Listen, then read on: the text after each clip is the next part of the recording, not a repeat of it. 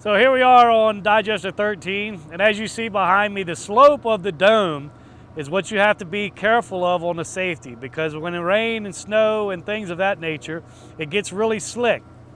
So anytime you see rain and snow, you might want to think about can the maintenance of the machine wait another day so it dries the snow out, just for safety's sakes. But as you can see, you'll see the back side of the machine behind me. The reason why those side panels are on that lower section of the stand itself is to keep the wind and stuff off the lower bearings. All right, so as I said before, anytime you open this panel right here, you need to lock out and tag out any kind of controls or anything that can remotely start it. A disconnect, the button here, the power button, before you open the door. That'll save you from getting injured. So as we open up the door, you'll see all your components. You have your crank back in the back. You have your Scotch yoke assembly, your wheels. And as you can see, these wheels here on the side are cupped. They have little cups on the side of them to keep with the rails that are on the side. You want to try to keep these wiped down to keep the debris and things of that nature from getting built up on them. And down on the bottom, you'll see the whole complete assembly. So here's the coupler. As you see, it has 4 bolts on it that can be changed pretty quickly. Anytime you have to do any work to this thing, make sure that you have lockout, tackout on. It's very important. To change these wheels out, it's pretty simple. You have 2 bolts here, 2 bolts in the back. You can disassemble them, take your wheel off, put a new wheel on. But make sure that you have the clamp on the shaft down below, and you also have a jack or something here to help hold the weight and the support of the yoke assembly itself. Okay, as you see down on the bottom, you have your shaft connection. All these bolts right here are what you need to check monthly, once every 3 months, 6 months. Just make sure they're tight because you don't want to lose that connection there, because you have to stop mixing and readjust the shaft and reattach it. As you see here, we have a lot of grease buildup. The manual tells you to grease these weekly.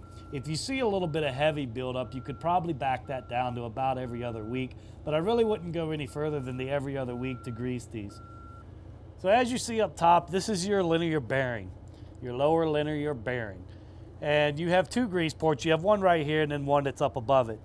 These should be greased every week, just like I said, unless you see the excess buildup. Then you can cut it back to bi-weekly. Depending on the usage of the grease and how much extra grease you have on the shaft itself. And that's pretty much it for the lower part. It's the biggest thing about this machine is keeping these greased. Without these being greased, the machine will fail you very quickly. So this is pretty much your control panel, which is very simple. There's no VFDs. It's only controlled off a motor starter that's back in the electrical panel. So really it's just an on-off thing. So you're pushing the green button, really just to start it, and the red to stop. It has an auto feature that can be run by SCADA, which will allow your operators to sit at the computer and start and stop it. Just make sure that they get in with the maintenance people to make sure that if maintenance is working on it, that they actually have it locked out and tagged out. We don't want the operator starting it remotely if you have your maintenance people here working on the machine itself.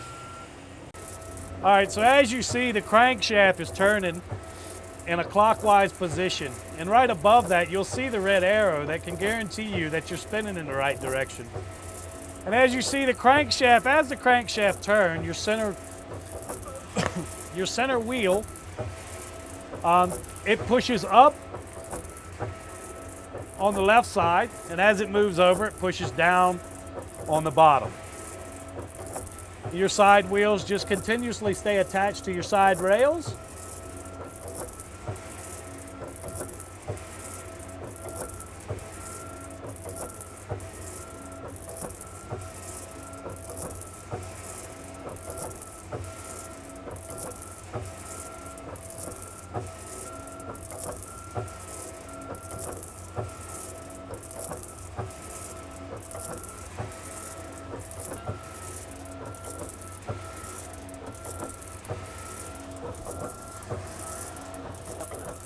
Okay, so as you see here is your coupler. This allows movement between your Scotch yoke and your shaft down below. So it's almost like a joint.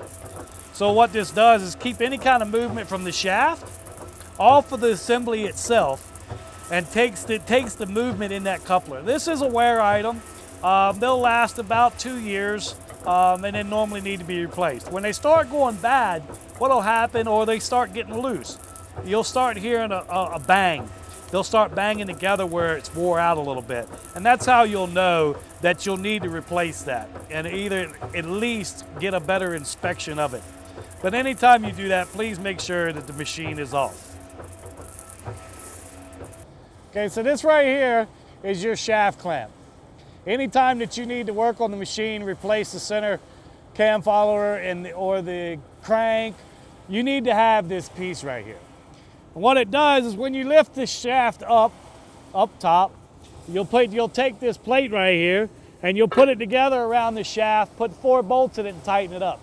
That allows you to work on your crank, on your roller, on your coupler, but you want to make sure this is on because this is the safety of you as a maintenance man and operators of working on the machine.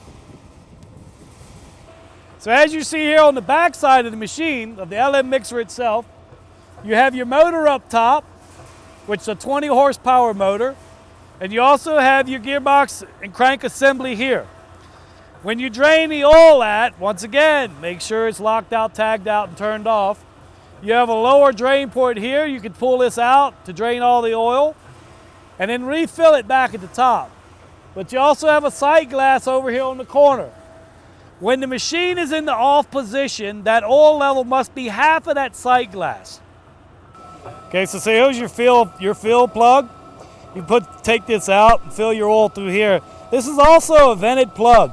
So anytime that you're taking this out to change the oil, just make sure that the little breather is clean and clear. That allows the gearbox itself to breathe and the oil to expand and contract.